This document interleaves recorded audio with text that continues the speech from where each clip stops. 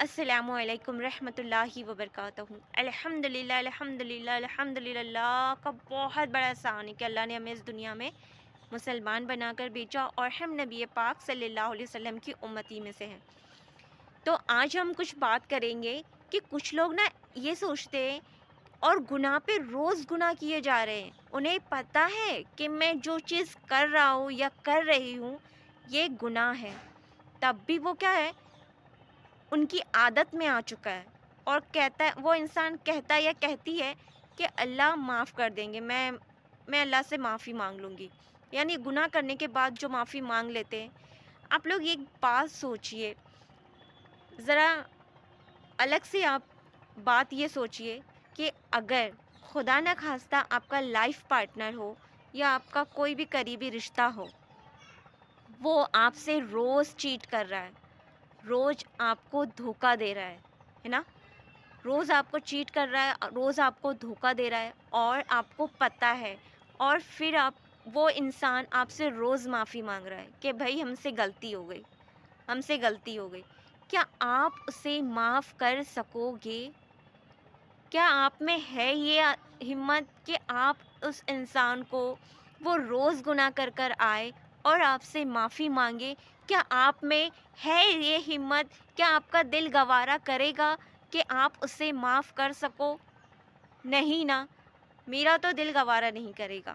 آپ لوگ بتائیے، کیا آپ کا دل گوارا کرے گا کہ جو شخص، جس کو جو دعویٰ کر رہا ہے کہ وہ ہم سے بہت محبت کرتا ہے، محبت کرتی ہے، محبت کرتا ہے، اور وہ روز ہم سے چیٹ کر رہا ہے، دھوکہ دے رہا ہے، اور پھر وہ معافی مانگ رہا ہے، کیا ہمیں ہمارا دل گوارا کرے گا؟ نہیں کرے گا۔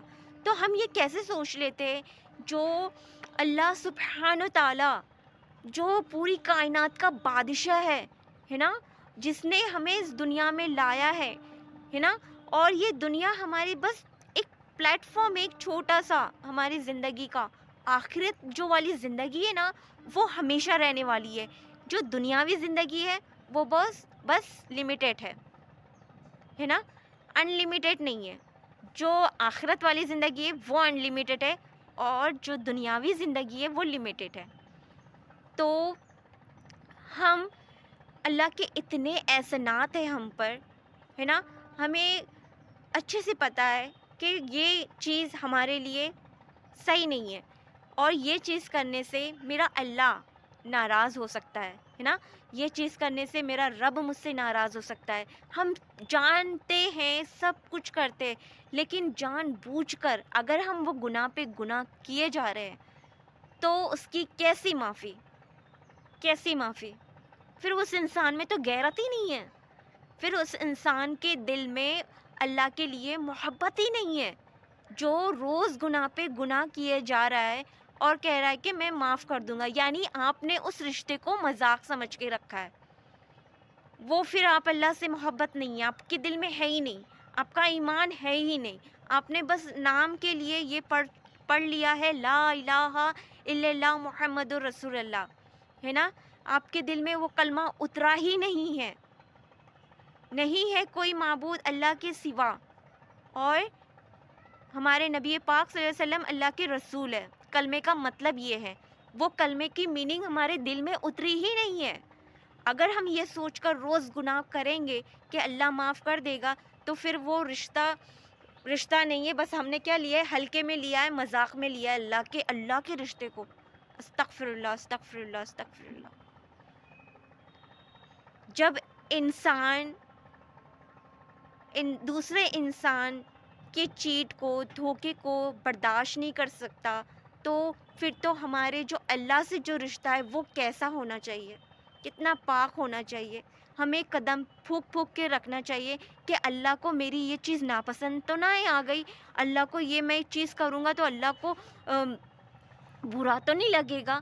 ہمیں ہر ایک چیز کو سوچ سمجھ کر کرنا ہے، سوچ سمجھ کر بولنا ہے، لیکن نہیں، ہم یہ نہیں سوچتے، ہم تو یہ سمجھتے ہیں ہم نے اللہ کے رشتے کو مذاق میں لے لیا ہے کہ ہم تو گناہ کریں گے، اللہ سے معافی مانگ لیں گے۔ نہیں، پھر تو آپ کا ایمان نہیں ہے، پھر آپ مسلمان بھی نہیں ہو۔ پھر آپ